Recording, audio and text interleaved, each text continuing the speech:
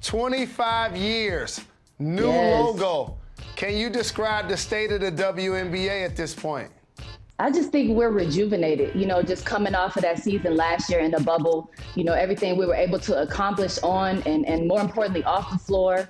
But to be here for 25 years, I mean, who'd have thought that when the WNBA started? And for us, we stand on the shoulders of so many of these legends, that have come before us that, it's inspiring to be a part of it now, of the 25th year journey, and hopefully for me, many more to enjoy. But it's dope to be a part of and, to 25 more. What are some of your favorite memories of the early WNBA?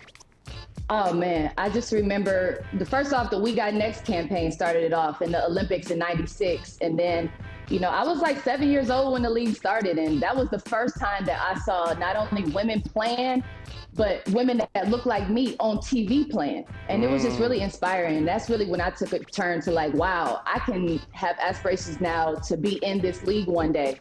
And I remember, Cynthia Cooper raising the roof, Tina Thompson, and her lipstick and her prolific scoring, Lisa Leslie and dunking the basketball and just doing stuff you didn't see women do at the time. And like I said, we stand on their shoulders, and it's great to be a part of. Obviously, Cheryl Swoops.